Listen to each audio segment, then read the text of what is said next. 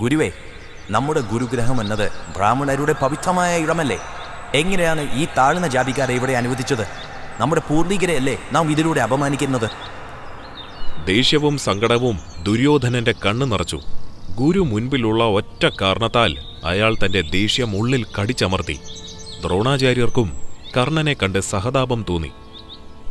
കർണ, ആയുധാഭ്യാസം പഠിക്കാനുള്ള നിന്റെ ആഗ്രഹം എനിക്ക് വളരെ സന്തോഷം നൽകുന്നു. നിന്റെ ഉത്സാഹം എനിക്കൊരു ഉണർവാണ്. പല കുട്ടികളിലും കാണാത്ത ഒരു ഉത്സാഹം നിന്റെ കണ്ണിൽ ഞാൻ കാണുന്നു. പക്ഷെ എന്തു ചെയ്യാം, നമ്മുടെ ഗുരുകുലത്തിൽ ചില പുരാതന നിയമങ്ങളുണ്ട്. ഇവിടെ പഠിക്കാനുള്ള അവകാശം ബ്രാഹ്മണകുലത്തിൽപ്പെട്ടവർക്ക് മാത്രമാണുള്ളത്. എനിക്കിതിൽ മാറ്റം വരുത്താൻ കഴിഞ്ഞിരുന്നെങ്കിലെന്ന് ഞാനിപ്പോൾ ആഗ്രഹിക്കുന്നു. ആ നിമിഷം കർണന്റെ സ്വപ്നങ്ങൾ പൊടിപടലമായി.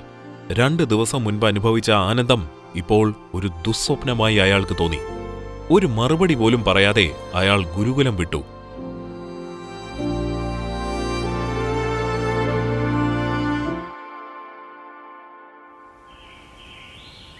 അന്നൊരിക്കൽ ദ്രോണാചാര്യർ കുട്ടികൾക്കൊരു പരീക്ഷ വയ്ക്കാൻ തീരുമാനിച്ചു. വളരെ അകലെയായി ഒരു വൃക്ഷത്തിന്റെ ശിഖരത്തിൽ ഒരു പക്ഷിയുടെ രൂപം അയാൾ കെട്ടിവെച്ചു.